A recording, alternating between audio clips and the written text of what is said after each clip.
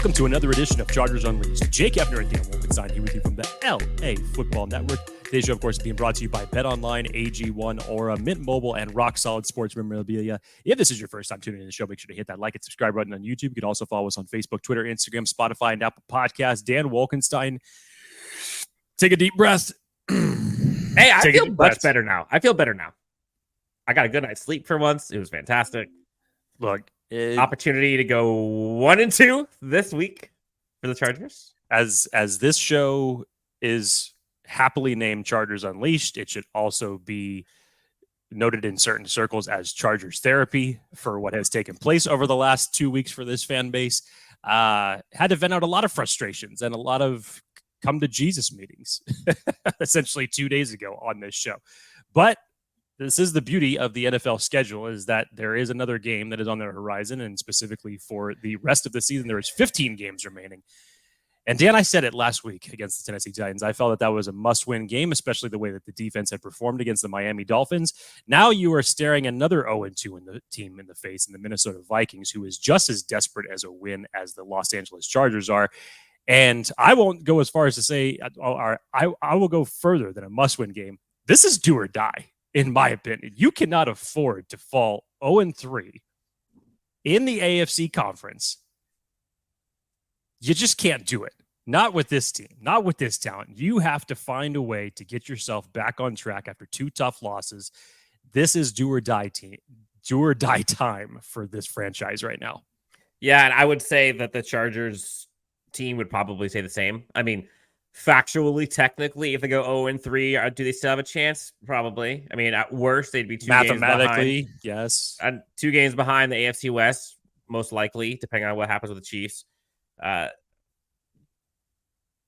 yeah, this is an important one. And we all have seen the statistics of teams that go 0-2 making the playoffs. So how about 0-3 teams? That's even worse. Now, we'll see. Lots to cover today. Really interesting matchup going up against the Minnesota Vikings. There's a lot of kind of similarities and threads that you can kind of pull through from both teams. Both teams are 0-2, but different reasons as to why, which we'll get into. Obviously, we'll get into the latest health of both teams. We'll get into kind of the offensive, defensive matchups on both sides, as well as bold predictions and game predictions, which we both love now that the team's 0-2. But before that, let's hear a word about our friends over at Aura. Have you ever Googled yourself and were shocked to see your personal information exposed on one of those public listing sites? Data brokers are making a fortune selling your information to robocallers, spammers, and others who want to learn more about you, like where you live. We've been trying to reach you concerning your car's extended warranty. That's why I'm excited to tell you about today's sponsor, Aura. Aura can identify data brokers exposing your info and submit opt-out requests on your behalf. And brokers everywhere are legally required to remove your info if you ask them to, but they make it super hard to do. So let Aura handle that for you. You can try Aura for up to 2 weeks using this link that we're going to put up here on the screen. Aura also does so much more to protect you and your family from online threats that you cannot see. So make sure to check out aura.com/Chargers Unleashed to get a 14-day free trial and see if your personal information has been leaked online. Well, 0-2 Chargers, 0-2 Vikings. Let's get into it. Both of these teams, Jake, 0-2, obviously. Both offenses have been cooking. Kirk Cousins has been cooking. Justin Herbert's been largely cooking, if you look at just stats alone. A lot of guys feasting. Vikings defense has been better than the Chargers. They're still 0-2. So, macro of this game, Jake, we'll get into like specifics and kind of the ins and outs of this, but like macro, what's your kind of overall first impressions of this game? Other than pray to all things holy that something happens and the Chargers defense can cover Justin Jefferson. I mean, that's where you start. You heard Derwin James take a lot of accountability during his interviews yesterday following practice, just in terms of him saying during the Titans game that he cost the team 7 points with one of his personal fouls that kept that driver alive, that ultimately led to 7 points for the Titans.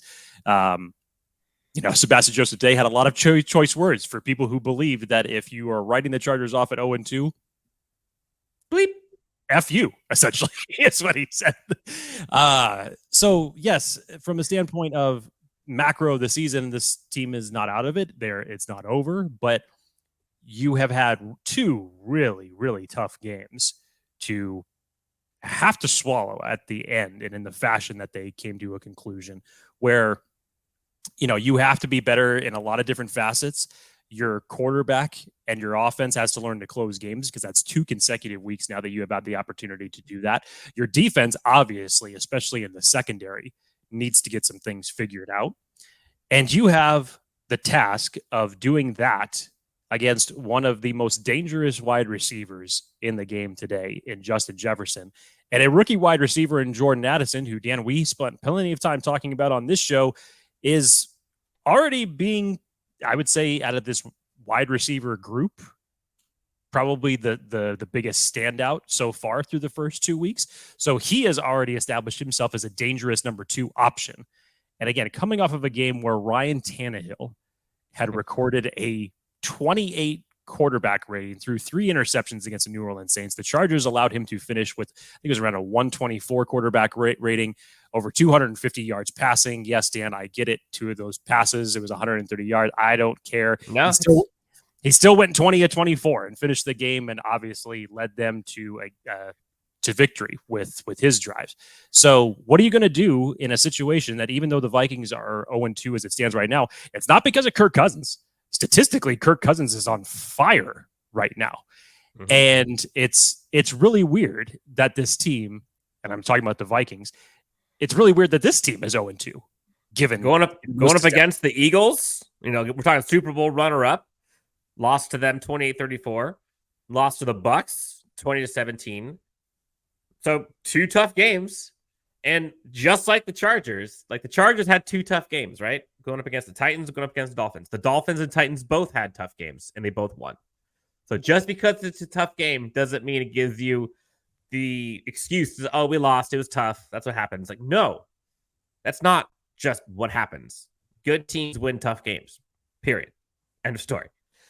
Jay, what side do you want to start this one off? Do you want to do Chargers offense or Chargers defense versus the Vikings? Well, before we get into that, let's talk about just the latest injury report at the time of recording this show. Have not gotten the latest drop yet for either team on Thursday, but we'll basically just tell you what we know as of right now. Daniel Popper obviously putting out today that Khalil Mack is back at practice. He had a rest day yesterday. Joey Bosa is not practicing, but he is still working off to the side, much like he did last week. Austin Eckler is not practicing today, but he is out there again. Eric Kendricks being the only player that is on the injury list that is not present at practice.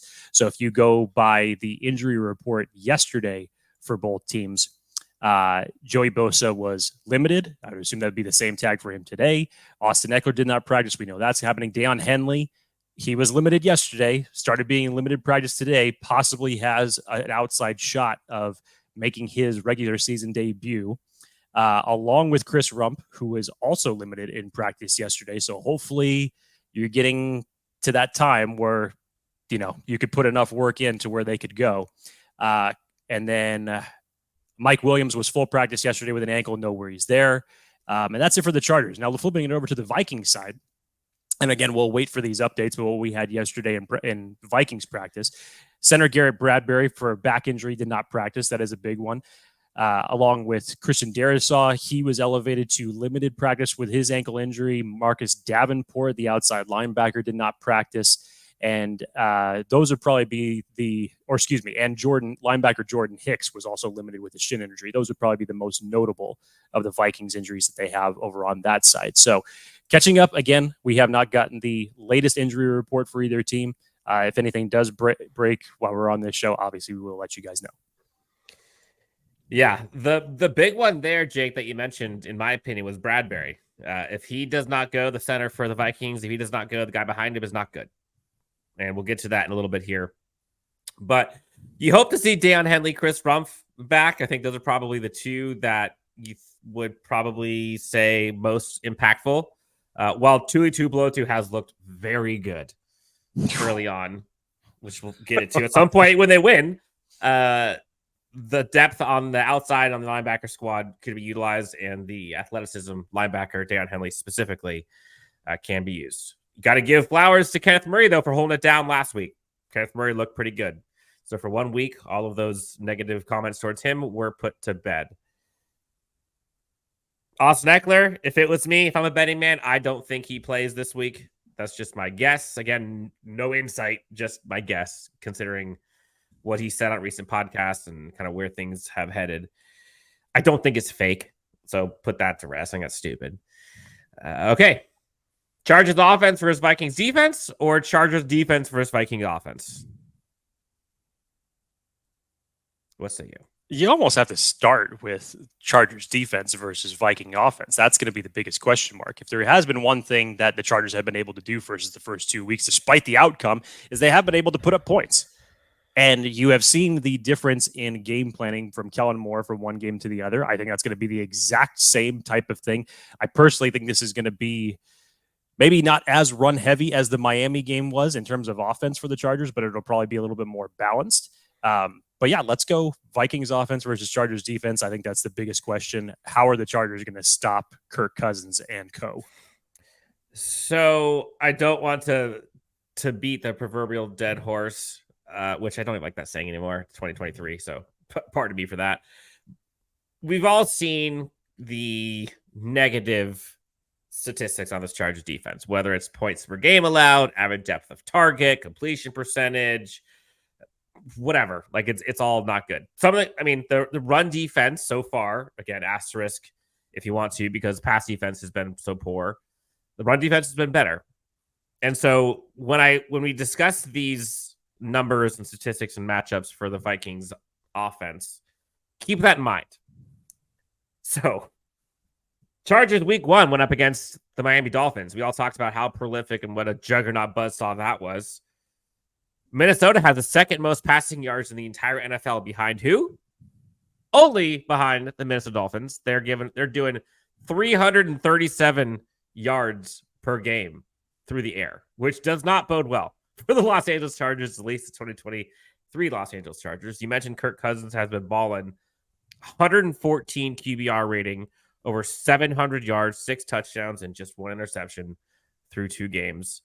And we all know it runs through Justin Jefferson, TJ Hawkinson second, and Addison and KJ Osborne there to kind of help out. Did you know Jordan Addison, by the way, Jake, has a cool 19 yards per reception average right now? That's a good way to start. That's like Mike Williams numbers. It's a good way to start. Third in yards per attempt through the air. Third. For reference, the Chargers are 8th.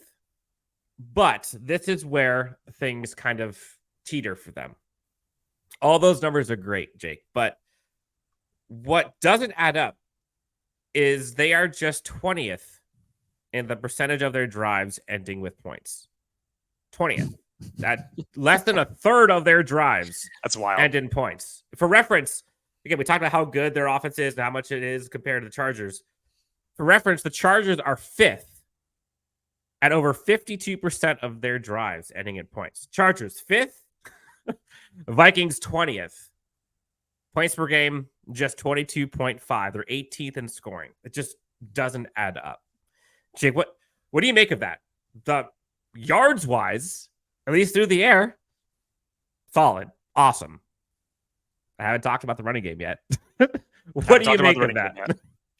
Probably would have been a little bit better for Justin Jefferson, especially if his pass did not end up going out of the end zone last week. But just in general, yeah, it is a very weird stat. So you can move the ball between the 20s all you like, but when it closes up in the red zone, kind of gets prevented a little bit. It sounds kind of like the old school Chargers offense, essentially, where the Chargers could do whatever they wanted between the 20s. And then when it came to scoring points in the red zone, something just didn't click and you couldn't put it together. So it should be an offense that the Chargers are very familiar, or the Chargers defense are very familiar with in that circumstance. Yes. And also, Jake, what they're probably familiar with is this 2022 Los Angeles Chargers. Minnesota Vikings in total for the entire 2022 season. Again, I know it's just 2 games, but in total, they lead the league in rushing fumbles, and they are dead last in rushing yards per game, Jake, they have just 69 yards total rushing in 2 games. That's really bad. Longest rush of the season for them is 9 yards. Hence the fact of why the Vikings went out and acquired Cam Akers from the Rams via a trade. So we'll see if that adds any juice to their run game. Cam Akers had a long run last week against the 49ers. We'll obviously see what type of impact that has on their running game to see if it can generate any better. Dan, I want to flip to this before we even get into the whole conversation about what Justin Jefferson and Jordan Addison and TJ Hawkinson are going to bring. Because when you look at the stats so far for Kirk Cousins this year, when he's actually pressured, he's actually done very well in terms of throwing touchdowns and yardage. It's his offensive line, especially now, that it is a big question mark in terms of pass blocking. Once again, as it was with the Titans, the Chargers defense is going to have to find a way to take advantage of this with a pass rush in some circumstance or another.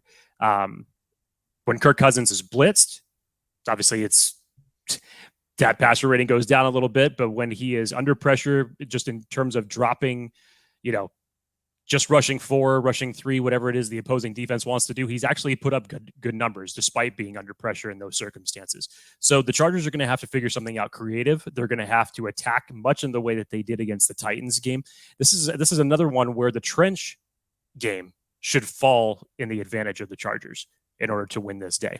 And especially with any of the pending updates that we have in relation to Garrett Bradbury and anything else that's happening along their offensive line. But Dan, last week, their offensive line,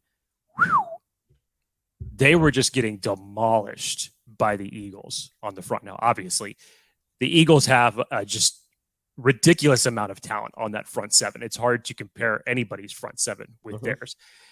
But the Chargers are going to have to find a way to generate similar pressure, probably by blitzing, because you're not going to win those type of matchups along the front line.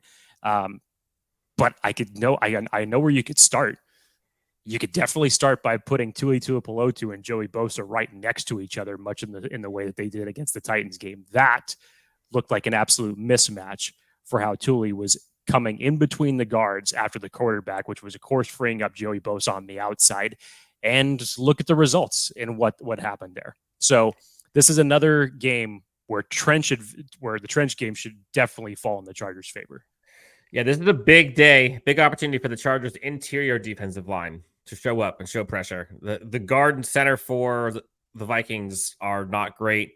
Ingram and the backup center we talked about, Schlottman, those two combined have given up 12 pressures alone in pass sets, and both aren't really good in run blocking either.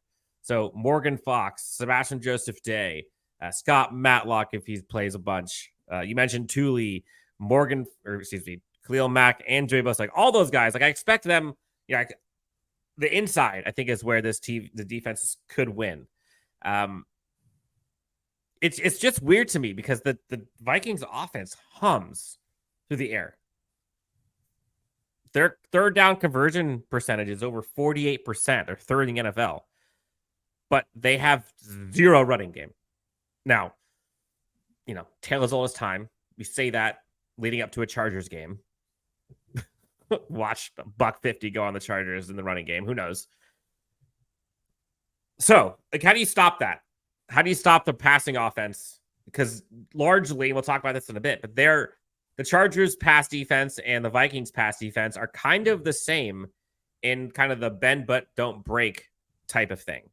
And we'll talk about the kind of statistics and stuff, but I don't think you're going to stop Kirk Cousins and Justin Jefferson. No. It's not going to happen. No. Contain them. I think at least take away the things that they're great at. You look at Kirk Cousins, deep, middle of the field, going to Addison and going to Jefferson is absolutely deadly. I think he's 4 for 4 for like $150 and 2 touchdowns or something like that. And TJ Hawkinson, can we please just mail this into the Chargers? Focus on TJ Hawkinson, guard him in the middle and right side of the field on short routes because that's where he lives. Stop that. Stop the deep center of the field. The Chargers could be at least in better business than the Vikings defenders in the last 2 games. Big day for the safeties, big day for the corners, big day for the flats. It's a lot of question marks when you put all that together, Dan. It really, whichever way you look, just because of the talent at wide receiver that the Vikings have. And even the way last week, where you look at a team that is devoid of a lot of talent at wide receiver outside of DeAndre Hopkins, Mike Vrabel was smart and decided to switch up his offensive game plan and then just started beating the Chargers over the middle in the slot with tight ends. And outside of 2 deep passes, that was really the story of the game. And of course, leaning on Derrick Henry. And again, this all kind of stems back from the Miami game because that's exactly what Mike McDaniel was doing with Tyreek Hill. He was freeing people up in the middle, obviously allowing them to go deep. Tyreek Hill, obviously, you could dump a 5-yard pass to him and he could go 60 yards if he wants to. But it was the same type of plan. And I'm wondering if that is specifically what Kevin O'Connell is going to try to take advantage of again. Again, we don't know the status of Deion Henley, but having someone with his type of athleticism in the middle could definitely help in the middle of this field.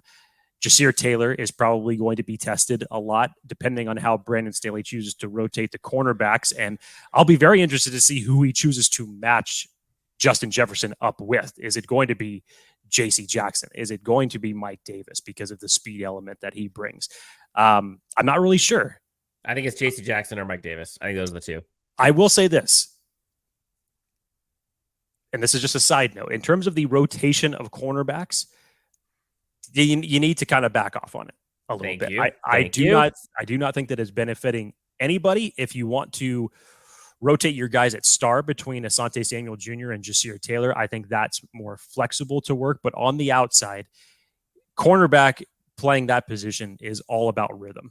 And having those guys continually come in and out of the lineup, benching, whatever it is, that does nothing to A, instill confidence, and B, take them out of a rhythm of the way that the game is going at the time. So I think we need to slow that down dramatically.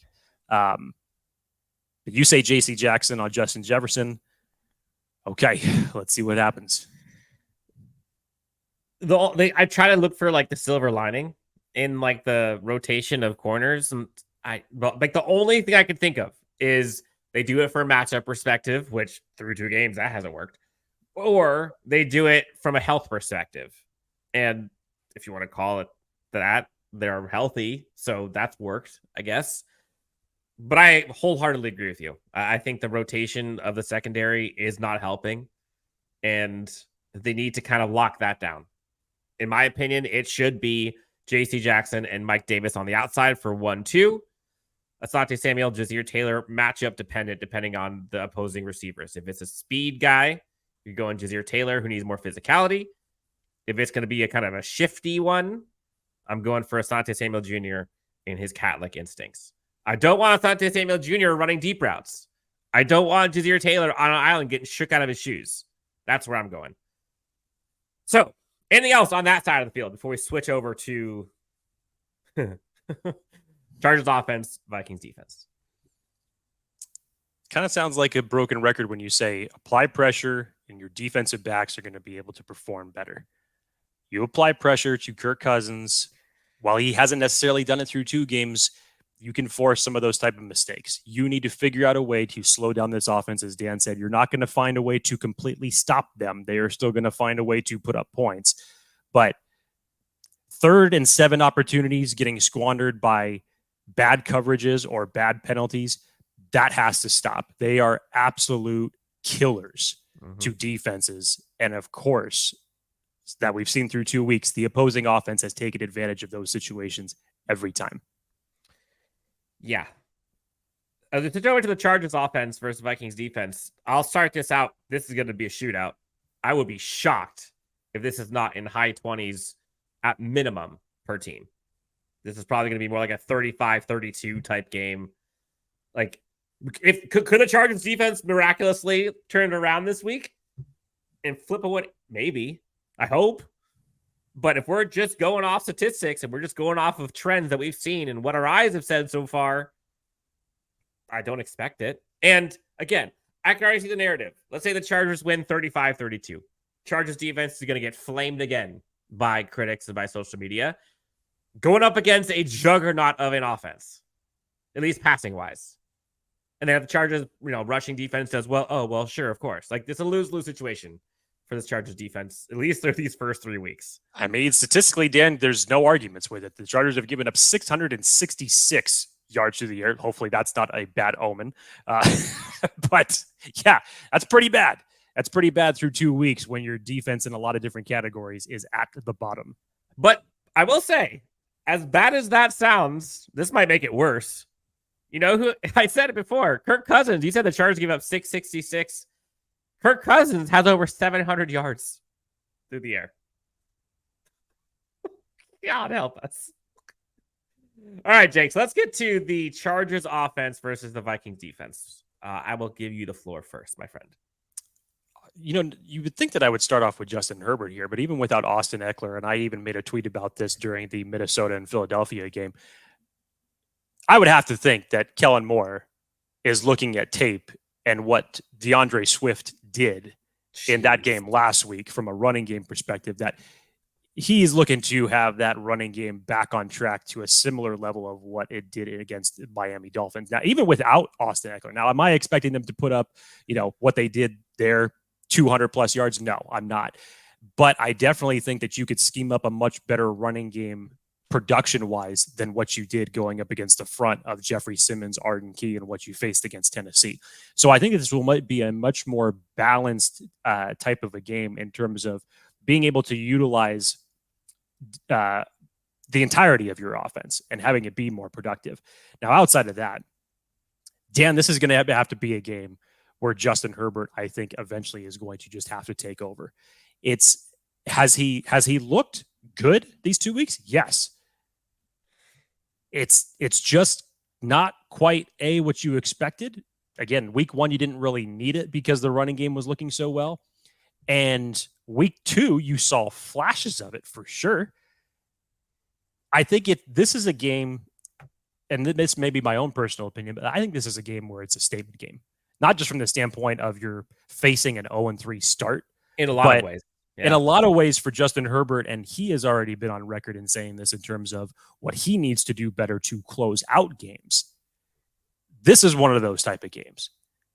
I would love to see Justin Herbert play Superman in this one. I would love to see an offensive game plan devised to where, as much as I love the connection between Justin Herbert and Keenan Allen, and as great of a game as Keenan Allen had last week against the Tennessee Titans, I just feel that you still have all these weapons. How can you diversify enough to where you can confuse a defense to where you're going to be able to find guys in single coverage and be able to get them the ball? Joshua Palmer, we knew, was just non-existent in week 1, almost had a great touchdown in week 2 against the Titans. I feel like he needs to be featured more. I feel like Quentin Johnston, again, week 1 didn't do anything, got a little bit featured a little bit more week 2. I think you have to make this offense more versatile this week in confusing this defense. Give Justin Herbert, again, what we've been talking about the entirety of the season, put him in the best position to win with your game plan, with your offense, with his trust of wide receivers. Because, like I said, as much as I understand how much trust he has with Keenan Allen, I feel sometimes he gets too Keenan Allen happy, where it's just like, okay, where's 13? Because I'm going to go to him.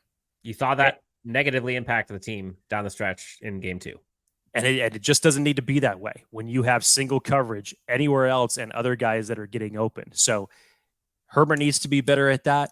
And I think the offensive game plan in general, give me a wide receiver set with 5 wide.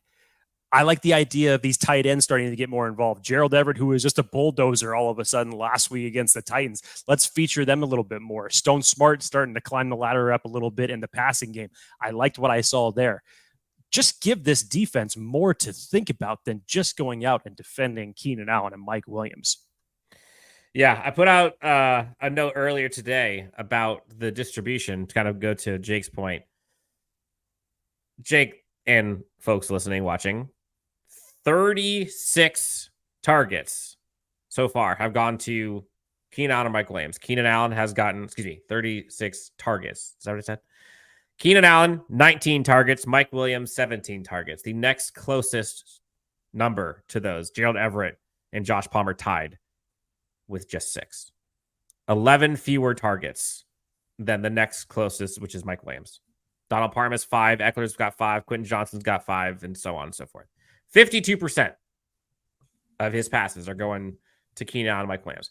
I'm not saying don't pass it to Keenan Allen and Mike Williams more than other guys, but I am agreeing with you that that distribution can be evened out a tad. Give it to Quentin Johnston some more. Give it to Josh Palmer some more. Give it to Darius Davis some more. Let him do what he does best and why you brought him in, aside from the special team stuff. I think the distribution needs to be there. But if you look specifically to this game, and looking at kind of the Vikings defense, their run defense has been terrible so far. And the Chargers run offense has been pretty good so far. Vikings run defense, 29th in rushing yards allowed, 166 yards rushing per game. Mirror that to what they do on pass defense. 8th fewest passing yards allowed at 170 yards per game. Jake, they're giving up almost the same amount of yards passing and rushing. That's not good rushing defense. 3rd fewest yards after catch allowed. So they're a good tackling team. The part where I'm curious if this continues, Jake, is they, being the Vikings, they have the highest blitzing rate in the entire NFL by a pretty wide margin. Almost half of their snaps on defense, 49.3%, almost half are blitzes. Yet only 19th in the NFL in hurry percentage and 22nd in pressure. So they blitz a hell of a lot, and it does not end well. Again, number 1 in blitzes, only 19th in hurries, and 22nd in pressures. 8th highest completion percentage allowed, 10th best QBRs allowed by opposing quarterbacks. Again, I talked about that bend but not break thing. That's where that kind of happens alongside what the Chargers do. So, if you look specifically, Danielle Hunter on that interior defensive line is like a one-man wrecking shop. Listen to this, Jake. 5 total sacks by that team through 2 games. Danielle Hunter has 4 of them. Tackles for loss, 7 for the entire team. Danielle Hunter has 5 of them. Quarterback hits, 7 for the entire team. Danielle Hunter has 4 of them. Like, if you can somehow contain him, kind of like Justin Simmons last week, if you can somehow stop him, Chargers offense should be fine. So what you're saying is make a note about where Danielle Hunter is. Good Lord. Like, it shouldn't be that hard. He literally is the one-man wrecking shop of that defense. And we talk about kind of the studs, at least names on the back of the jerseys. I kind of feel weird saying this, but I kind of want to see the Chargers actually target Harrison Smith and Byron Murphy. So far, 11 of 13 completions against those two. Like, that's you wouldn't think to normally say that, especially the first name in Harrison Smith. Dan, the other name to bring up, one of my personal favorites from this past draft, Ivan Pace, size be damned, who gives a shit? He is playing out of his mind, leading all rookie linebackers in overall grades right now through 2 weeks. So he has done a very good job of covering the middle. Yep. Caleb Evans is the corner that opposing offenses have targeted most. So I look for that trend to continue. Again, it's all about mismatches. He's already gotten 11 targets thrown his way, by far the most on that defense. So, bad run defense for the Vikings. A pass offense that gives up a hell of a lot and risks a ton. Chargers fans right now are saying, okay, so they're going to do the opposite of what to attack, right? Right? That's what's going to happen. Yeah, I you know, between the two, that's 170, 166. That's what, 336 yards per game that defense gives up. Sometimes it feels like, I don't remember if it was you, Jake, or someone else, but sometimes I feel like the Chargers are, I know you think like they're allergic to like the things that work sometimes. Allergic to consistency. Yeah. Sometimes they get amnesia. That's what it is. And they go away from what works. Like against this Vikings defense, their pass defense specifically, it's pretty good. Their run defense specifically is awful. So I would like to see Justin Herbert cook, but I do not want to see them completely abandon the run. Like that just does this team a disservice. And I know that's not what you're saying. Right. But a lot of people are like, oh, like they should just go on a shootout. 35-32 could happen when you're running for $150. It doesn't have to be passing for 420 and running for 50. Like that's not how it needs to the go. Miami game in reality happened on the back of the Chargers run game, putting up that many points. So if it's working, don't go away from it. But I could definitely see this as, if you want to take advantage of it, and just knowing Brandon Staley for always wanting to be committed to the run, especially even when it doesn't work. Case in point, look what happened at Tennessee last week. He's going to stay committed to the run way or another. Now, whether or not that's going to produce, that's up to the 5 guys up front, obviously, who need a big day. Take a page out of the McDaniel playbook. Week 1. Chargers blitzed some, didn't work. They got the ball out quick. Chargers week 3 are going up against a heavy blitzing team. If you can find a way to get the ball out quick to guys in space, there is a ton of grass and a lot fewer dudes to beat.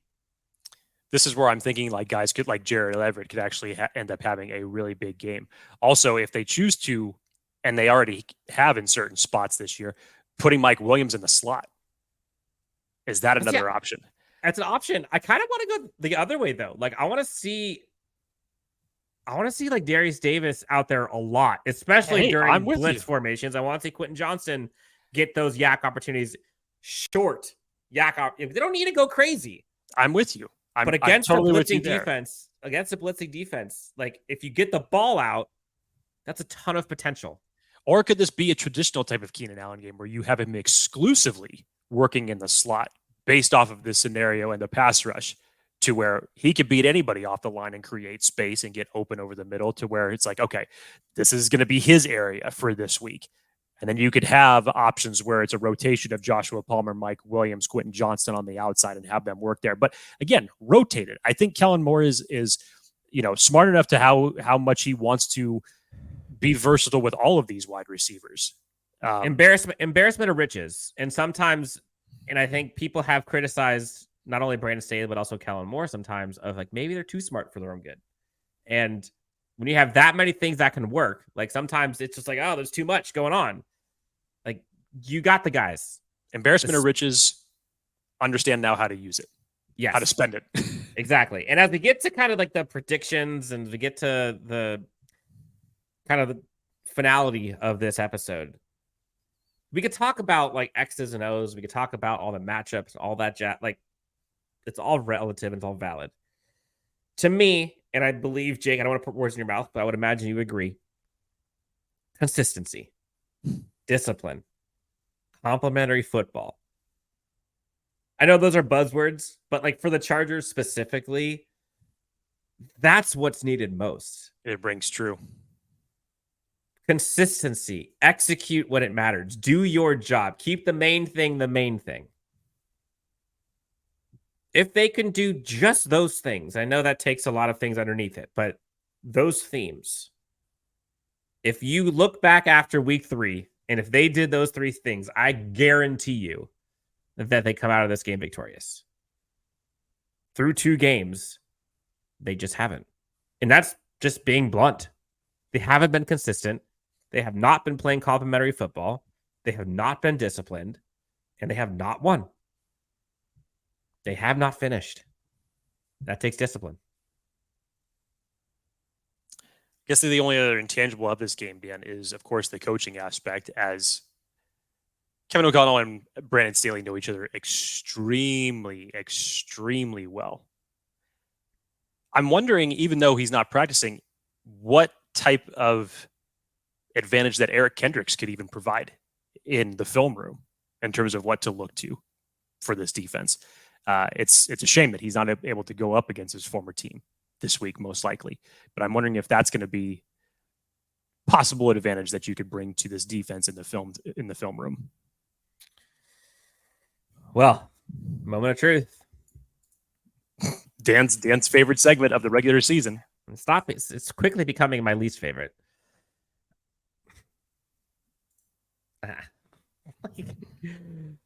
A part of me wants to kind of pull what a lot of Chargers fans do, where they predict the worst case scenario. Mm-hmm. So then if the worst case scenario happens, Mm-hmm. they're happy because they were right. Correct. But then if they're wrong and the worst case scenario does not happen and the Chargers win, Yes. then they're happily incorrect. So either way, it's a win-win. A lot of people do that. Jake, you and I are talking offline about 1 to 10 how comfortable we were, how confident we were going into this game. You didn't give me yours. What was yours? What was yours? 1 to 10. I would probably match yours, even though it was a little vague. It still probably was the truth, where you just said, "Well, it's below 5." It's below 5, which and it pains us to say that. It sucks. It sucks. But if we're just being honest, again, through 2 games, and if you want to extrapolate it out to through the last 4 games, what has there been on the field when it mattered that would lead us to believe that we should be confident that this Chargers team will turn it around this week? Through 2 weeks, we haven't seen that yet. And now, that's just it's only 2 weeks. I'm not factoring into anything that they have done in the past, because have they proven that they could do that in the past and in those certain circumstances? And traditionally in games where the Chargers lose, they end up coming out on top. Yes, I'm not saying that they are completely incapable of doing such. But this year, through 2 weeks, they haven't shown that yet. It's time to step up to the plate and finish. So I'm going to go with, this is the heart and the head. I think I'm going to go with a little bit of both, honestly. And I'm going to go purely on just raw odds here. Oh, man, this will be nice. The Chargers have lost 2 gut-wrenching losses that they could have won. Yes. Which I equate to the coin landing on tails. Okay. Coin flip game again. I'm hoping that this coin does not flip tails again. And just going on odds, I'm going to say this one goes on heads. I think this is going to be yet another game where Chargers fans and Chargers are going to have a heart attack city, because that's the Chargers' middle name. What game is not? I feel like we've been saying that for the 3.5 years we've been on this show. And look, Vikings fans say the same thing. Like Vikings fans and Chargers fans are like the Spider-Man meme. Especially last year. The Vikings had 12 comebacks. But like the heart attack, Crazy. like the anxiety through games is just like unheard of. It's wild. So I'm going to stick with it. I'll go like 35-32. Chargers. Cameron Dicker, last second field goal type of thing. Yep. Yeah. I again, like I'm not doing this out of just like pure optimism and just like trying to sprinkle this into existence. But you said it. This is a must win. This is a statement game for not only the franchise, for some of these players, and they've gotten embarrassed. And I think that they punch back and find a way. So 35-32 Chargers. The only reason that I am going to make the selection that I'm going to make is literally because this team can't afford to fall 0-3. Like I said at the top of the show, it's do or die for this team, in my opinion. So based off of that, you obviously know who it is that I will be making my prediction for and favoring. But Dan, as the football gods just really don't like Charger fans. And I think they gain very guilty pleasure about torturing them on a week-to-week basis during the regular season.